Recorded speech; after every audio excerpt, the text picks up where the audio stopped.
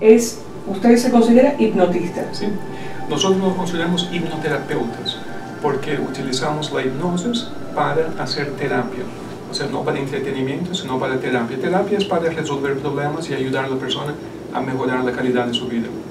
¿Y en qué varía con el hipnotismo?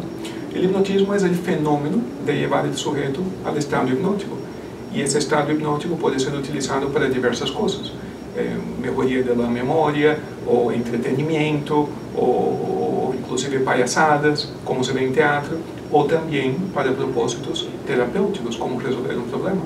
Entonces nosotros nos dedicamos a la terapia, a ayudar al sujeto a mejorar la calidad de su vida y utilizamos la hipnosis como una herramienta. Antes uno escuchaba X personas dejó de fumar a través de la hipnosis. En el caso de la adicción a la pornografía, ¿cómo puede la hipnosis ayudar en algo tan fundamental como la sexualidad de una persona? Bueno, buena pregunta. Para empezar, déjame decirte que el hipnotismo, la hipnoterapia, todavía es el método más efectivo utilizado para dejar de fumar. Hay varios estudios sobre eso publicados y todavía sigue siendo más efectivo que los parches, los gums, los diversos métodos que hay para dejar de fumar. Sigue siendo. Lo que pasa es que en Estados Unidos hay menos personas, o menos por ciento de personas fumando hoy en día, pero todavía hacemos bastante de ese tipo de trabajo. Ahora, como toda adicción tiene que ver con el aspecto subconsciente de la mente, la adicción a la pornografía, al juego o a cualquier otro tipo de acción o sustancia funciona igual. O sea que en la mente subconsciente hay algo a donde la persona está tratando de satisfacer algún tipo de propósito mediante el objeto de su adicción, en este caso la pornografía. Y entonces, entendiendo qué es lo que le falta a la persona y ayudándolo a lograr su meta de una manera más sana, lo podemos ayudar a vencer la adicción a la pornografía, lo cual es una de las adicciones más comunes hoy en día, junto con las drogas. ¿Cuán común es la adicción a la pornografía? ¿Usted tiene muchos casos de...? Bastante. Lo que pasa es que es difícil mencionar cifras o números porque, como todo nuevo tipo de adicción que surge en la sociedad, las personas tienen pena de hablar de ese problema. Entonces, las encuestas y los estudios encuentran números inferiores a la realidad. O sea, muchas personas que utilizan la pornografía en la privacidad de sus casas, a lo mejor no lo dicen que lo hacen, y por lo tanto las encuestas demuestran números inferiores. Si miramos la industria de la pornografía, por ejemplo, sabemos que la cantidad de dinero que remueve es impresionante, y ahí sabemos que las encuestas de las personas que dicen que usan no son confiables, porque la industria es mucho más grande, hay mucho más dinero envuelto en todo eso. Entonces es algo bastante común, o sea, y hay distintos niveles de adicción, digamos. Están las personas que de vez en cuando miran algo, y están las personas que pasan horas por día, y como toda adicción, gastan cientos o miles de dólares en ese tipo de consumo. ¿Y usted lo trata básicamente en la misma forma, tanto el que lo hace ocasionalmente como el que se pasa horas, o requiere un tipo de tratamiento diferente? El concepto es el mismo, pero todo concepto terapéutico está basado, y lo mismo pasa con la adicción al alcohol, a las drogas, a cualquier otro tipo de cosa, todo está basado en el deseo del sujeto de cambiar su vida. O sea, este tipo de terapia es un tipo de terapia que se llama voluntaria, o sea, la persona quiere cambiar su vida.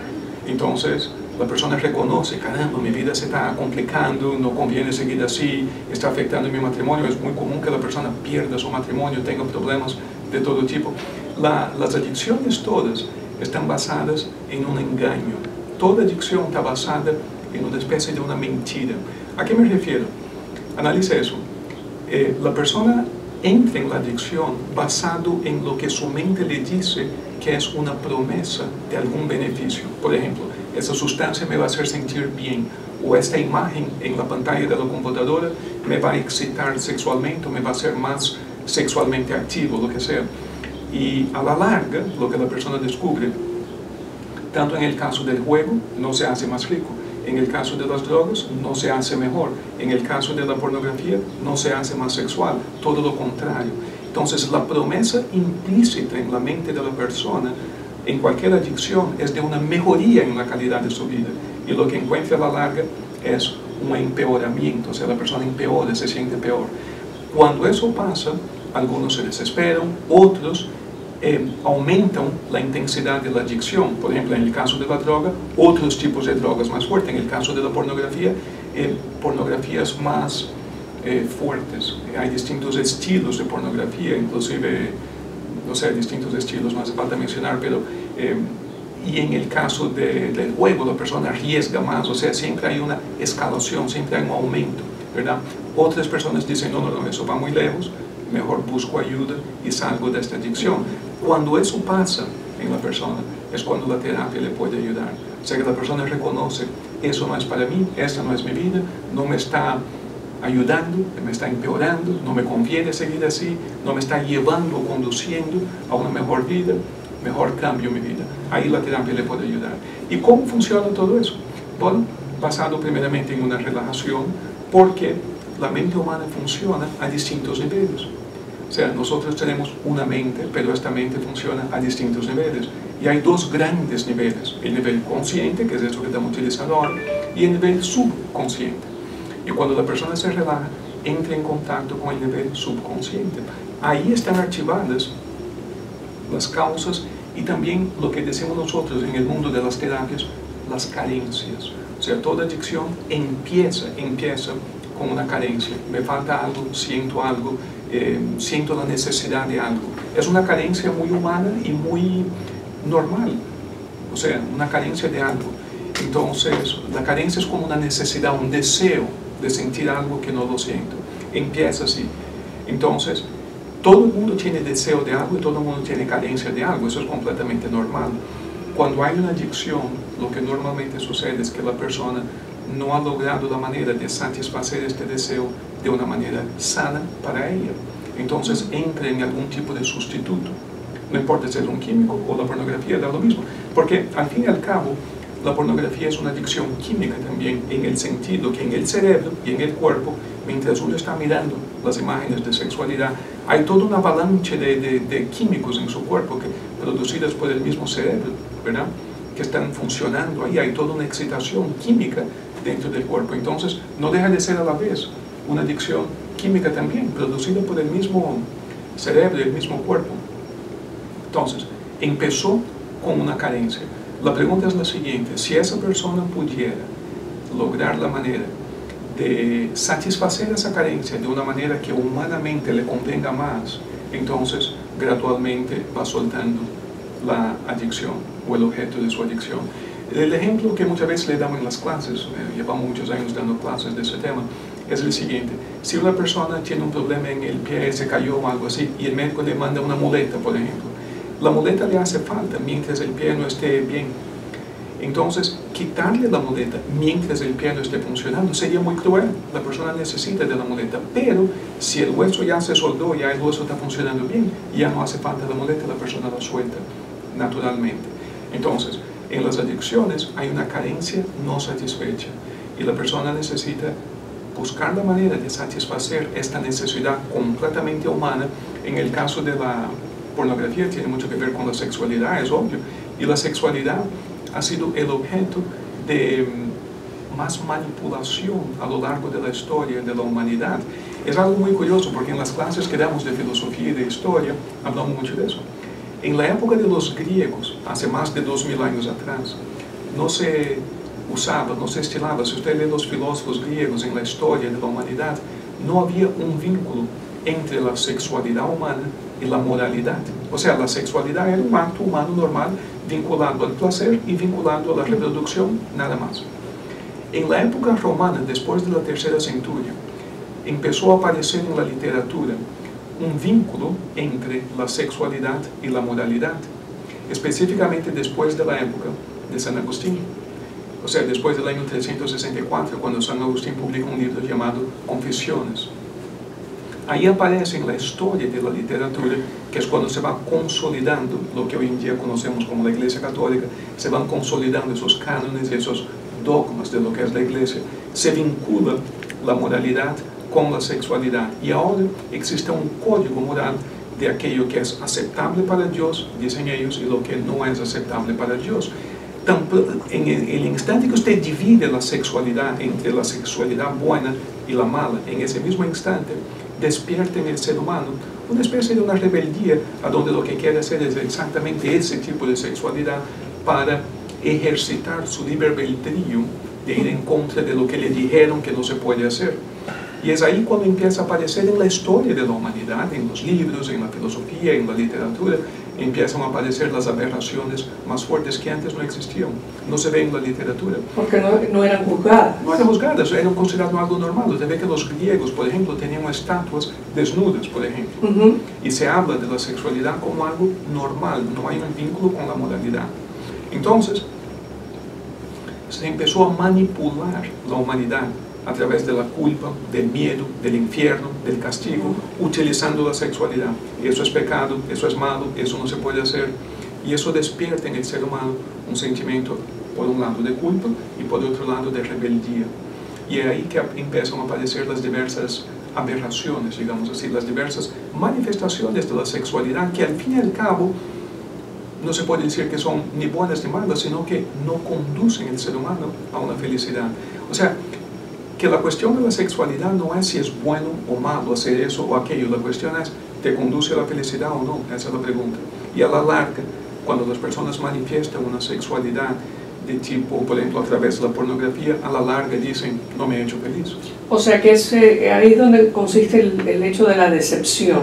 Correcto. En el caso de todas las adicciones, como dice usted. Correcto. Y cuando viene un paciente como usted evalúa cuánto tiempo, o depende de lo que desea el paciente, las ganas que tiene el paciente de salirse de este tipo de comportamiento. ¿Cómo puede usted evaluar si esa persona llegó a un grado ya de una salud que lo va a hacer feliz, como dice usted? Esa es una pregunta muy interesante y es la misma pregunta que hacen los estudiantes en la clase, y sobre todo cuando vienen de campos de estudio más académicos, ¿no? La hipnosis, la hipnoterapia, es mucho más antigua que la psicología y evolucionó. O sea, los primeros hipnoterapeutas eran médicos todos en Europa, en el siglo XVI, XVII, eran todos médicos. Pero, a pesar de ser académicos y científicos los que desarrollaron este campo, entendieron que el tema de la hipnoterapia no podía ser estudiado bajo los mismos parámetros de la llamada mente lógica, porque la hipnoterapia funciona con la mente subconsciente. Entonces, esa palabra es la palabra clave, evaluación. Nosotros no hacemos ningún tipo de evaluación, o sea, no hay evaluación. La persona me cuenta qué es lo que quiere lograr. Lo único que hace falta para la hipnoterapia son dos cosas: que la persona me diga o se esté consciente de en qué consiste su vida hoy, o sea, cuál es el punto A, digamos. O sea, por ejemplo, ando en la pornografía, ni siquiera hace falta los detalles. Y el punto B, ¿qué es lo que quiero? Quiero tener una vida normal, satisfactoria, un matrimonio, lo que sea, o sea, una pareja, lo que sea. O sea, el punto A y el punto B, eso es lo único que hace falta. No hace falta una evaluación, cuánto tiempo hace, qué tipo de pornografía haces, a dónde anda, con quién anda. No hace falta ese tipo de evaluación, porque todo eso es producto de la mente lógica, todo eso son racionalizaciones, y a la larga lo que la historia demuestra es que no conduce, esa evaluación no conduce a la solución. Esa evaluación puede ser muy interesante para el terapeuta que quiere enterarse del chisme, pero no conduce a la sanación del sujeto, y por lo tanto no hacemos ese tipo de investigación. Lo que queremos es ayudar al sujeto a sanarse. Entonces, si la persona viene y dice, estoy en la pornografía, pero quiero desarrollar una vida matrimonial o sexual o íntima satisfactoria, quiero salir de eso, ok, podemos ayudarte. ¿Cómo? Utilizando no la lógica, no el intelecto, sino el poder del subconsciente que está dentro del mismo sujeto. Esa mente sabe todo. Esa mente del mismo sujeto, el subconsciente, sabe cómo empezó el problema, cuál es la verdadera causa y cómo salir del problema. ¿Qué tiene que hacer? Porque la explicación que le acabo de dar es genérica, pero hay que ver específicamente en el caso de esta persona qué es lo que pasó, cómo empezó la cosa y cómo salir de esa cosa, cuáles son los pasos. Y esa inteligencia, ese cómo, no viene del hipnoterapeuta, sino que viene del mismo sujeto. Una vez hipnotizada, la persona, ella misma sabe cómo salir del asunto y te lo dice. Y es curiosísimo, porque en los muchos años que llevamos en eso, hemos hecho en la clase varios experimentos para que los estudiantes vean de la siguiente forma. Usted le hace una pregunta a una persona. ¿Por qué sucede tal cosa en su vida? Algo que la persona te ha dicho que hace o que debe de hacer. Y la persona te da una respuesta cualquiera. Luego usted la hipnotiza. Y 3 minutos más tarde le hace la misma pregunta. ¿Por qué sucede tal cosa en su vida? Y la respuesta es completamente diferente. Es la misma persona, 2 o 3 minutos más tarde, la misma pregunta, te da una respuesta completamente diferente. Entonces, una viene de la lógica, la otra viene de la mente subconsciente. Ahora, la pregunta es la siguiente: ¿cuál es la diferencia? ¿Cómo saber cuál es la verdad o cuál de las dos respuestas, que son bastante diferentes? ¿Cómo saber cuál es la mejor? Y es muy sencilla la respuesta. La respuesta que te da la mente lógica no lleva a la persona a ninguna sanación o cambio. Fíjese que la persona sigue dando vuelta y patinando en la misma respuesta. Y aquí vienen personas que han estado en terapias hasta 18 años, me han dicho. Y me dicen lo siguiente: yo entiendo toda la causa de mi problema, lo que no sé es cómo cambiarlo. Y muchas veces en algunas sesiones de hipnosis cambian rápidamente. Claro, yo no estoy diciendo que el proceso psicológico no sea útil, que entender no sea útil, pero no es suficiente para el cambio. Entonces el mismo paciente decide ya di, o cómo el paciente sabe si viene de la mente del paciente, como dice usted, la solución ya está ahí, existe. Entonces, ¿cuándo sabe el paciente que ya no va a regresar al mismo problema? En el caso, por ejemplo, de la pornografía. En toda sanación, por ejemplo, en el caso de la pornografía, en toda sanación hay un reconocimiento de que la manera como uno estaba viviendo antes no le conduce a aquello. O sea, uno se da cuenta que hay un engaño, vamos a poner de esa manera. ¿Cuál es el engaño? Es una promesa falsa. ¿Cuál es la promesa? La promesa de que eso me va a hacer feliz, o eso me da placer.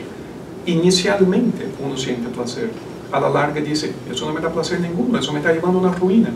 Entonces una promesa falsa, ¿te das cuenta? La promesa no es una promesa que alguien te dice, es que en la mente no te hace creer que aquello, en ese caso la pornografía, me va a dar placer y me va a hacer feliz. A la larga uno se da cuenta que no fue así, me llevó a un aislamiento social, a una disfunción en la pareja, o sea, disminuyó la calidad de la vida. Ahí está el engaño, es la primera etapa del proceso. Luego, sucede algo muy curioso en la terapia, que es lo siguiente: cuando la persona empieza a entrar en ese proceso y se da cuenta del engaño, se da cuenta de quién realmente lo engañó.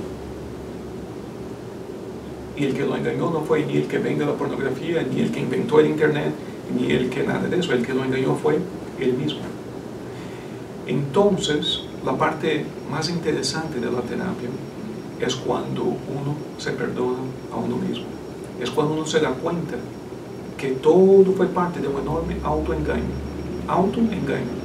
Todo fue parte de una excusa, una especie de una excusa que uno mismo se puso por no saber enfrentarse a algún tipo de circunstancia en la vida, por no saber cómo manejar algo en su vida.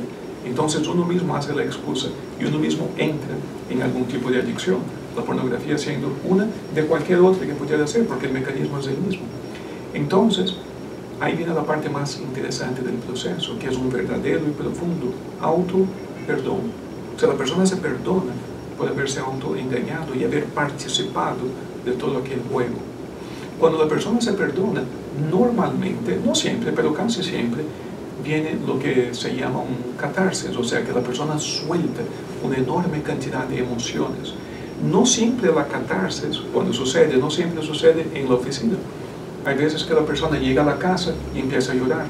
Hay veces que en un sueño se despierta llorando. Ayer había una persona en la sesión que me estaba diciendo que en un determinado día de su vida, después de algunas sesiones de terapia, se despierta por la madrugada y mira en el espejo y tiene los ojos hinchados y se da cuenta que mientras dormía lloraba. Una cosa curiosísima, tenía los ojos hinchados cuando se despierta y estaba soñando toda la noche que estaba angustiadamente llorando, y cuando se despierta efectivamente los ojos hinchados, como si hubiera estado llorando toda la noche, pero estaba durmiendo y soñando. Y esa fue la manera como su inconsciente, su mente subconsciente produjo la catarsis. Entonces, esa catarsis viene acompañada de un auto-perdón. ¿Cómo sabemos que realmente hubo una sanación, una catarsis, un perdón? ¿Cómo sabemos? La vida de la persona cambia. O sea, la prueba de todo ese proceso no está en el proceso en sí, sino que está después del proceso. Por ejemplo, ¿Cuál es la prueba de que la hipnosis ayuda al sujeto a dejar de fumar? La prueba está en que después de eso no fuma más. No hay nada que suceda durante la sesión que pruebe nada. Lo que prueba que dejó de fumar es que cuando sale no fuma más. Lo mismo sucede con el caso de la pornografía. La prueba de todo eso consiste en que el sujeto, cuando se sale, no usa más la pornografía. O sea, y aprende a manejar su vida de una manera diferente. Entonces, si era una persona soltera, por ejemplo, aprende a hacer relaciones más sanas. O si es que tenía un matrimonio o una relación, aprende a mejorar su relación, aprende a funcionar mejor dentro de lo que sean los parámetros de su vida. Entonces, ahí está la prueba. Wow. Este hombre ha sido tan interesante que no he tenido que hacerte preguntas. Tú me lo has dicho, todo lo que yo tengo escrito aquí, tú me lo dijiste en las explicaciones tuyas. Sí, yo creo que estamos bien. Bien explicado. Okay. Sí, ¿Usted le va a ir a Brasil en el Mundial? No, me gusta más la televisión. Se ve con replay y se ve más fácil en la televisión. Pero no se va a pegar en los partidos. Pegar como... Como no va a estar ahí pendiente del equipo, porque usted es brasileño, sí, ¿no? Sí. En fútbol. Fútbol. Sí, me gusta mucho el fútbol, o sea, sí. No, es que lo lleva en la sangre, eso no lo puede evitar usted, eso es como el subconsciente. Tremenda fiesta, sí, tremenda fiesta. El verde amarillo, como le dicen verde amarillo. Sí. Desde niño, cuando venía la Copa del Mundo, eso era una fiesta tremenda en Brasil, para el país. Es que los amigos brasileños que yo tengo, la verdad es que no viven durante... Sí. Todo se paraliza. Sí. Bueno, está muy interesante si quiere. Oiga, doctor, me acaba de dar usted una educación. Me alegra mucho, sí. Una educación, es interesantísimo. Es que es profesor. Sí. ¿Usted es profesor? Sí, le quiero en una pequeña escuela aquí damos clases de filosofía, metafísica, hipnoterapia. ¡Qué interesante! Sí. Hace ya varios años.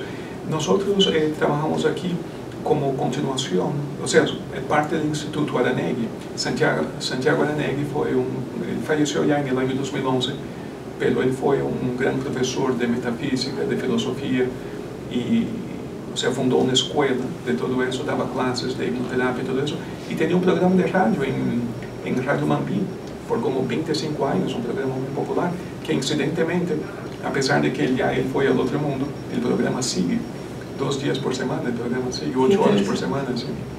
Siguen con las grabaciones. Uno se olvida de lo que es el comportamiento de uno y la mente subconsciente, ¿no? Sí.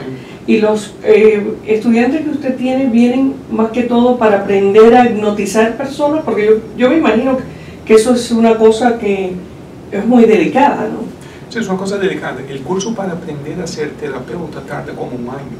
Es un curso que está certificado por una asociación internacional y hay un currículo muy específico que la persona tiene que cumplir para certificarse.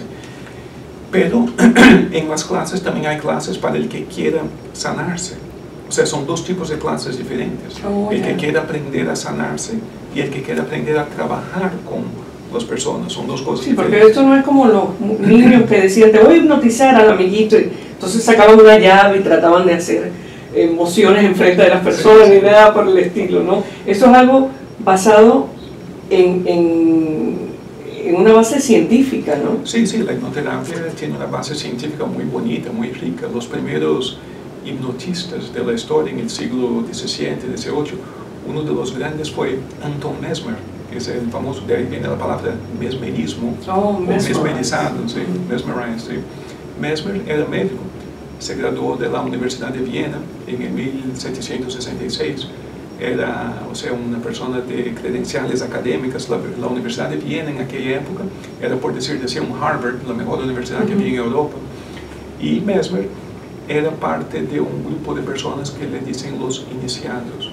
Él tenía un maestro del conocimiento antiguo que se llamaba el padre Maximilian Hell, que por su vez también era un astrónomo, director del Observatorio Astronómico de Viena, y también a la vez era ocultista, como le decían en aquella época, y fue el maestro de Mesmer.